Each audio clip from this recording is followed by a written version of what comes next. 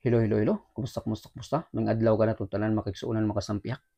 So here we go again. Boy America Duterte loyalist magaingon nga kung adunay nahidugmo tungod sa tumang kakapoy kaluya, ang imong mga pulong may magadasig kani sa pagtindog. So mga kasampiak, kung saan man kayo sa mundo, sana ay nasa mabuti kayong kalagayan at ang inyong buong pamilya.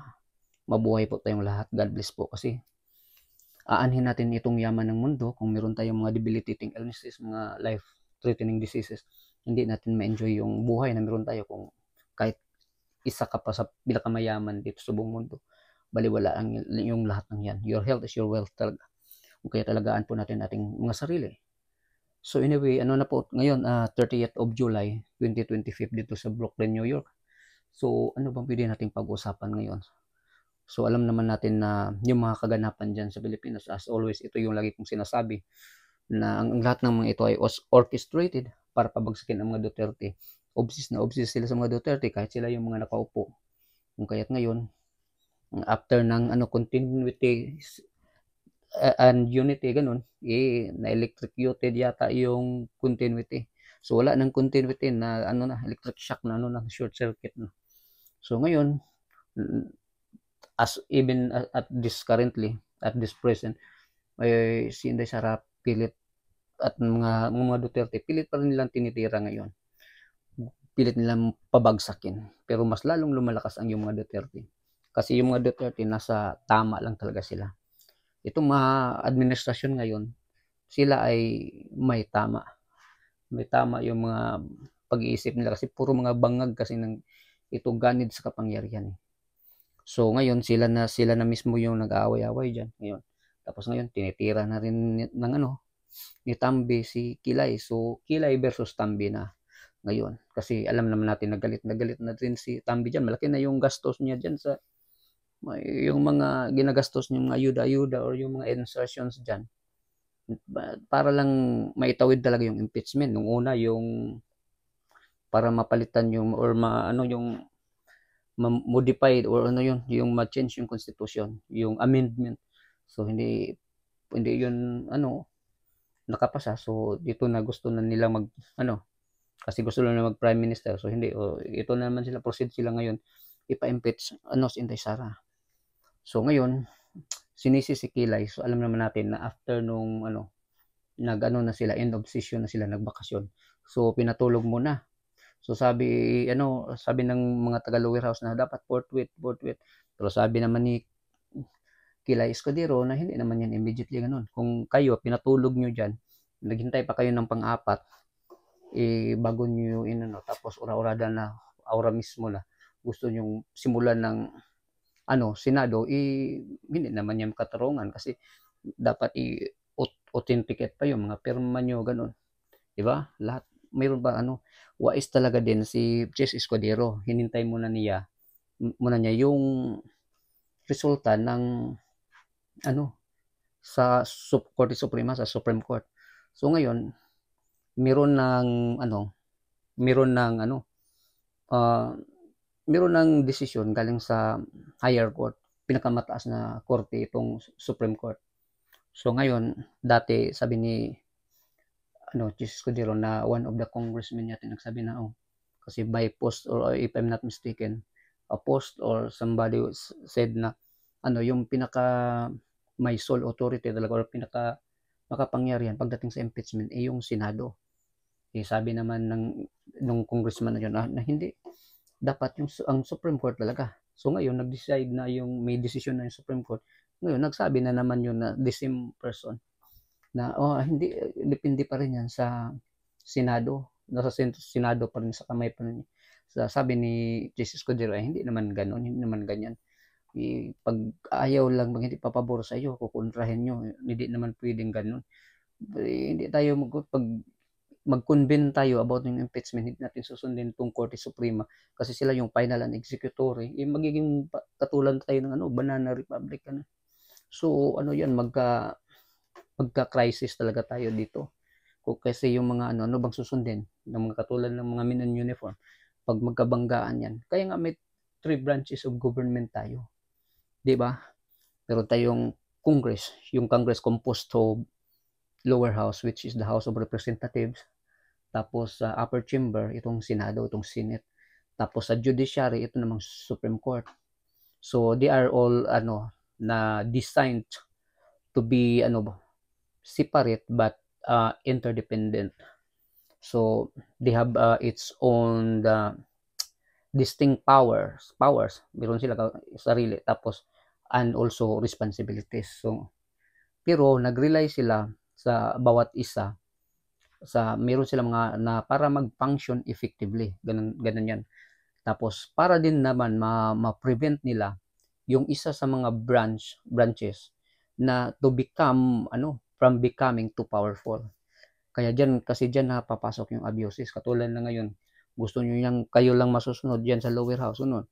So, ganun yan, hindi pwede yan. Kaya nga, three branches of government para sa checks and balances yan. So, hindi pwede yung, ako nang hari dito eh. Kukontrahin ka naman sa isa. Pero parang equal power kayo, pero magkaiba-iba yung function nyo. Pero with one, same, parang bahay ba? Framework, ganun. Eh, hindi pwedeng, hindi pwedeng, dyan. So, ngayon, sabi ng, ng iba ngayon, pati nga si Tito Soto, gustong kukontrahin, taliwas yung niya, meron siyang pa dyan.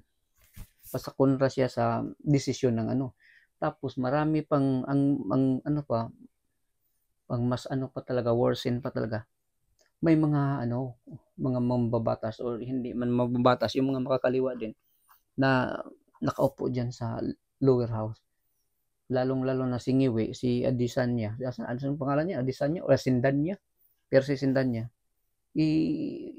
talaga, binalahura talaga yung Korte Suprema. So ngayon, sabi ni Atty. Teopacio, maghahain daw siya ng kaso diyan sila. So makatikim talaga kayo ng nyo. Pati din si Gadon. Kaya nga hindi din tayo na-surprise na ito si Gadon nakasuha na na disbarred. Kasi talaga, bagay talaga sa yung pangalan niya na Bubu, para sa kanya talaga yun. Ganun talaga. So ngayon,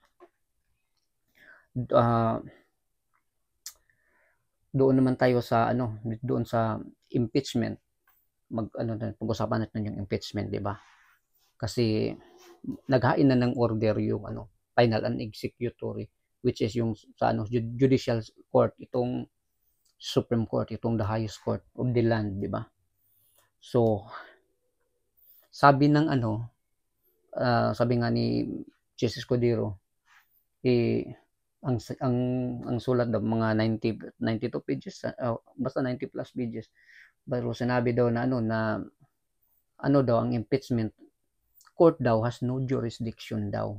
Yung Senado so has no jurisdiction na mag-convene pa sila diyan. Kasi daw it's daw unconstitutional, it is null and void. So means invalid talaga, illegal kung kukontrahin nyo pa yung desisyon ng diyan, higher court talaga. Kasi hindi daw na-followed yung right process diyan, which is one impeachment every year. So yung ginawa naghintay pa lang pangalawa, pangatlo, pangapat, pinatulog pa. Ganun. Kung kaya gusto na lang yung kagustuhan nila. Kung kaya meron tayong tinatawag na three branches of the government, di ba? Kasi yan so yan yung three branches of the government. Kasi kanina hindi ko pa nasabi yung nakalimutan ko pa. Itong itong executive, isa din yan sa kasi executive, itong Congress at saka judiciary. Executive, which is the president, the vice president, ganun. So ngayon, sabi ng Supreme Court na hindi nasunod yung talaga. Yung iba kasi nasabi, nagkagulo-gulo kasi yung mga iba. Sabi, pero huwag kayong magugulo kasi maraming mga nagpaliwanag diyan na kahit hindi man abogado, ang dali lang namang intindihin yun. Meron tayong three branches of the government, ganun. Kasi yung iba sabi, bakit pa hindi talaga yan, i-proceed yan, i-proceed dapat yung impeachment, ganun. Pero wala namang problema kasi Inday Sara gusto man niya yung mag-bloodbath yung sinabi niya. Pero ang problema diyan, pagpatuloy na ng impeachment na ganyan hindi nasunod yung tamang proseso, hindi lang naman natin pag-usapan yung impeachment sa ngayon. In the nearby future, may mangyayari na ganun. So, gagawin na naman yung mali. Kasi sasabihin, nag-convene nga kayo last time na ganyan yung nangyayari. Ano? Hindi yan pwede. Si Martin Romualdez, si Tambi, sabi niya mag-motion for reconsideration. Hindi naman yan. Iba man yung sino yun? Kay Corona ba yun? Yung may TRO, may mga restraining order, pwede yun mag-motion for consideration. Ganun. Ito, hindi kakaiba kasi ito Tapos, final and executory na yung yun yung null and void talaga yun, yung sabi ng Korte Suprema. So, wala nang kukontra dyan Kasi, yung may last say dyan, itong Supreme Court talaga. So, wala na, patay na talaga yung impeachment dyan. Yun yung totoo dyan. Tapos ngayon, ang galing din, ang galing talaga ni Chess Escudero. Kasi hinintay niya muna yung judiciary, yung Supreme Court. Kung baga kayo na lang mag-Chess Escudero. Nakuha nga niya si Hart Evangelista na ang ganda ni Hart, Ngayon gusto niya pa isilid sa baso si Chess Escudero. Kayo na lang, kayo yung paikutin niya. Matalino talaga si Chess Escudero, pero nasa tama din naman siya. Kung kaya, palakpakan din natin siya. Okay, siyempre naman, ganyan yung politics Kung baga, wala, mahina niya yung mga Marcoses ngayon. Kung baga, ngayon, kung kaya't siguro yung gagawin na lahat ng mga Marcoses ngayon, kasi last natin nila. So, ang maganda pa niyan, dyan sa Blue Ribbon Committee, si Marcolita yung itinalaga ni Chess Escudero as chairman. So alam naman natin yung Blue Ribbon Committee, malaking yan, kapangyarihan yan dyan. Kasi yan yung siya yung mag-imbestiga ng mga katiwalian, yung mga ipapatawag, ganun. So yun yung talaga ni Marcolita. So ngayon, alam naman natin yung mga ginagawa about yung mga insertions of budgets dyan, daming mga katiwalian, yung GAA, yung bill na naging act na, yung mga insertions so budget, so trillions of budget, mga ganun. So ngayon, pwede yang ipapatawag at iimbestigahan ni Marcolita. Tapos yung pagpapadala kay Tatay Digong sa dahig. So dyan, mas lalong magagalit talaga dyan si Tambaloslos kay Escudero. Kung kaya ngayon, may na video daw na pinakalat na pumunta daw sa House of Representatives si Chess Escudero. Sabi nga ni Chess Escudero, wala na ba ang karapatan na siya, pupunta doon na ibase naman sa trabaho nila. Kasi yan, kung Congress kayo to equal bodies kayo pag may ipapasa kayong mga batas from lower house to upper chamber, which is the Senate, bago lagdaan ng presidente, di ba? Ganun. May trabaho lang naman. At hindi naman doon sa opisina ni Romualdez siya pumunta. Pero dahil sa gustong bahiran talaga, kung baga ginalaw na rin nila si Chess Escudero. Kasi gusto nila talaga maging Senate President yan, si Tito Soto.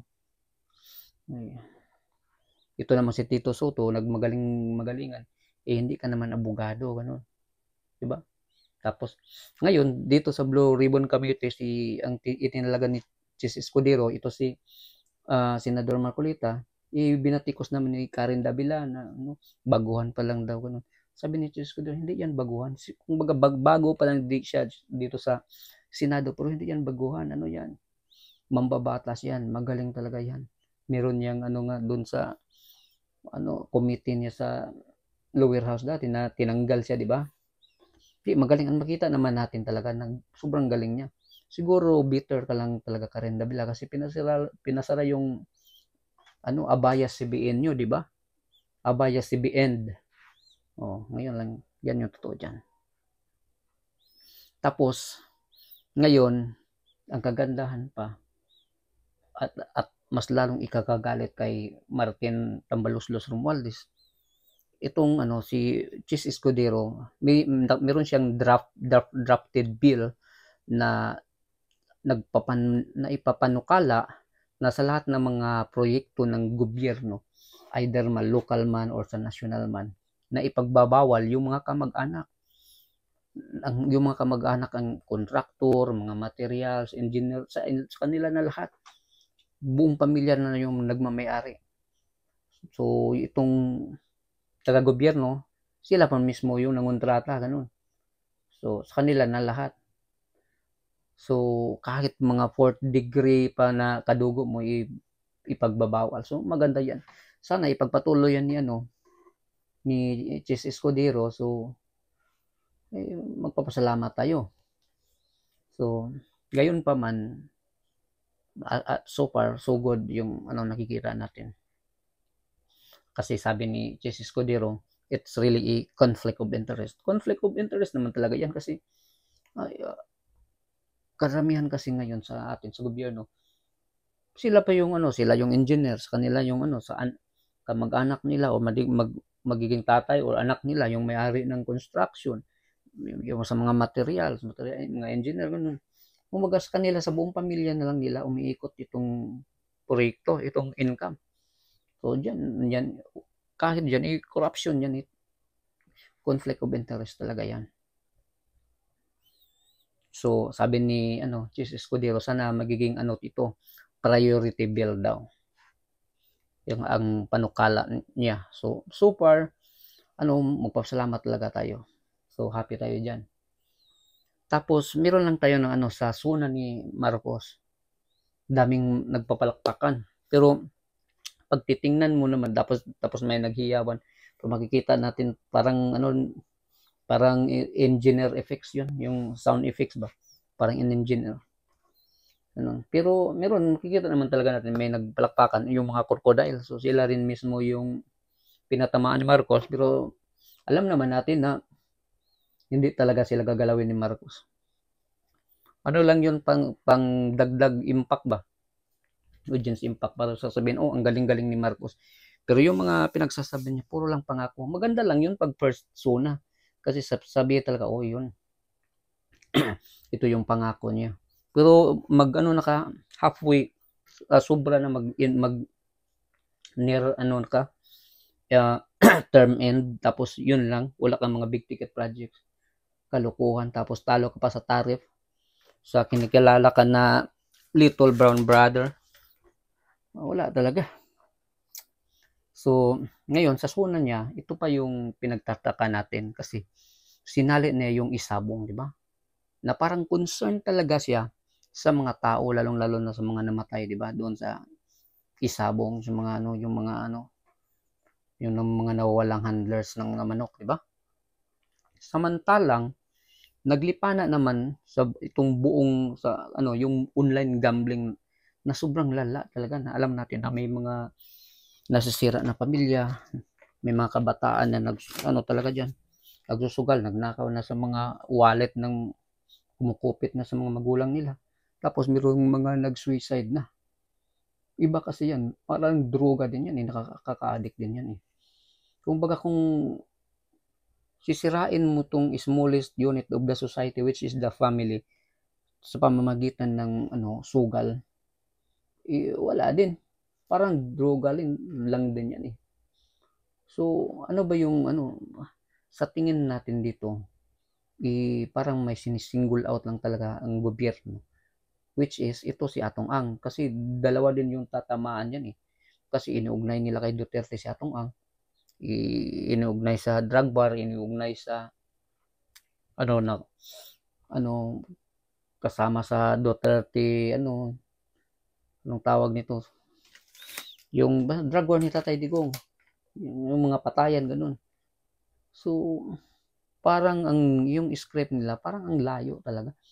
Kahit ultimong pinaka maliit na tao, kaya nga si Basti, sabi ni Basti, paano yan inilink nyo? Katawa-tawa naman yung script nyo. Totoo naman talaga. Kung baga, sige lang, itong mga kasamaan kasi, sabi nga ni Tatay Digong, ang buhay ng tao, panapanahon lang yan. There will always be a time na magiging sikat ka, magiging katulad niya, presidente. Pero there will be a time na you will become nobody. So kayo, kung ano yung mga ginagawa niyo, ipagbayaran din nyo yan sa pagdating ng panahon. Lalong-lalo na itong presidente si Marcos, si Romualdez, yung mga katarantaduhan, yung mga insertion, mga pagnanakaw nila dyan. Si Torre Otro din. Kadrama-drama pa na nga ng boxing. Nandun pa si John Vic Remulla, siya man mismo yung nagpirma doon sa sa travel order ni Basti. Kumbaga, pang photo ops, pang wala talagang gobyerno, puro drama ang guuin yun. Tapos ngayon, dito tayo sa dito naman balikan natin si Ngiwi Sindanya. Gigil na gigil talaga ako nito Yung kapangitan natin, ibabagay naman natin sa pag-ugali natin. Hindi porket ang papangit natin, ang papangit din ng pag-uugali natin. Itong si Sindanya, sobrang daldal nito. Siguro, nung unang panahon dati, dumaan siya doon sa may Balete. Yung engkanto, kasi sobrang daldal siya ng daldal. Nairita siguro. Sinapak. Kaya ngayon, kita mo, naging ngiwi ngayon Pangit talaga So sabi pa niya, kasi kakasuhan na siya. Siguro, kasi sabi ni Atty. Tupacio, may kakasuhan sa sampulan. So, kasama si Sindanya, sila si Hederian. Ito talaga mga makakaliwa, mga akbayan, wala talagang ginagawa. Tama, dapat talaga kakasuhan yan. Dapat talaga yan, yan, administrative ba or Hindi natin alam, hindi man tayo abogado. Ano bang pwede ikaso niyan? Kasi they revolt against the government Diba? Papasok sila sa gobyerno pero sisirain itong gobyerno. So anong kalukuhan yan? Dapat talaga yan, tatanggalin yan sila sa sampulan Sabi pa niya allegedly. Ginagamit niya para hindi makasuhan siya. So ginagamit niya yung allegedly pedophile at mass murderer. So sino ba yun? So simple pinatama niya si Tatay Digong at si yung kaibigan ni Tatay Digong si Pastor Kibuloy, kasi si Pastor Kibuloy man yung may kaso about yung pedophile na hindi man napatunayan. Kung baga persecution lang talaga. Wala talaga. Political persecution. Pero pilit yung sisirain itong mga tao na malapit kay Tatay Digong. So sabi niya, obvious daw, sabi ni Ngiwi, pangit ng Ngiwi, sabi niya na obvious daw na modus ng mga Duterte para patahimikin ang kanila itong mga kritiko sila mismo. So daw sila, mga pambibiktima, mga harassment, para tumigil daw sila magsasalita. Binigilan ba kayo nung panahon ni Tatay Digong? Free kayong may kinasuhan ba? Tingnan nyo, mga Rappler, mga ano-ano dyan, mga ABCBN, mga GMA, binaboy si Tatay Digong, may kinasuhan ba? Inaharas ba? Tinanggal ba dyan? Katulad ng yung reporter Eden Santos yun, tinanggal dyan para hindi na makapagtanong. Mga vloggers na kinasuhan. Tapos sabi pa niya, nangungulimbat daw. Ang mga Duterte, sila Inday Sara, nangungulimbat, tapos nag-aabuso sa kapangyarihan. Ang mga Duterte nag-aabuso sa kapangyarihan. Bumaba na nga si Tatay Digong yung approval rating. Almost mga nasa 90% pa rin. Yan ba yung umaabuso sa kapangyarihan? Sabi nga ni Tatay Digong, even one day mag-stay ako sa power, pwede nyo akong damputin dyan, mga sundalo, sabi niya. Ayaw talaga niya yan Kayo talaga yung umaabuso sa kapangyarihan. Ang administrasyon ngayon, si Tatay Digong, na walang jurisdiction itong ICC, pinadala nyo ito ng mga ICC buwang, ipilit pa rin dyan nga wala silang jurisdiction, pilit pa rin nilang yung kaso ni Tatay Digong. Wala talaga. Tapos ngayon, ipasa nyo sa mga Duterte about yung pangungulimbat, pang-abos. Sino ba yung mga flood control? Yung mga flood control, saan naman yun? Yung mga ghost project man yun. Kasi wala man tayo nakikita ang flood control. Kunting ulan, baha kagad. May namatay pa. Yun yung totoong talaga nangungulimbat. Yung mga amo mo dyan sa Congress. Ayan. Kasi 'di ba sabi nga ni Inday Sara, dalawa lang yung ano diyan, nagmamayari ng ano, kaban ng bayan diyan, si Crocodile ano, si Crocky ano, Tambi at si yung isa, kalimutan ko na yung pisting. Basta, pero marami talaga yan diyan. May sinasabi pa sila the big six, ano, the big six, ang dami talaga niya, puro kukunti lang yung ano diyan, halos lahat yan diyan sa lower house. Kasi wala kayong ano, audit diyan. Certification ano lang yung pirma-pirma nyo lang yung sa inyo eh. Tapos pagdating kayo Inday Sara, gusto niyo naman yung confidential funds na ibulat-lat talaga. Maraming mga 400 plus yata yung ano or whatsoever or more than na ano, yung ahensya diyan na sabi ni Marcolita na may mga confidential funds. So wala talaga, basta sana makasuhan talaga ito mga NPA na mga sindanya. Ito sila mga header yan. Para ano na to talaga, hindi mapamarisan. Binalahura nyo yung ano, itong Korte Suprema. Gusto, pag hindi nyo makuha yung kagustuhan nyo, sasabihin nyo na sunod-sunuran sa mga Duterte. Korte Suprema ba, sasabihan nyo na sunod-sunuran tuta sa mga Duterte. Dahil yung si Tatay Digong yung nagtalaga sa kanila. Hindi nga sila kinausap ni Tatay Digong. Sabi nga ni Tatay Digong dati na basta gagawin nyo lang ng tama yung trabaho nyo. Wala tayong problema dyan. Kaya nga meron tayong tinatawag na 3 branches of the government para hindi hindi yung isa magiging malakas yung isa kontra sa isa eh. Meron talagang kukontra eh. Co-equal part kayo ng ano eh. But anyway, mga kasampyak, antok po tayo kasi hindi pa tayo nakatulog. So, hanggang dito lang muna. Maraming salamat. God bless po sa ating lahat.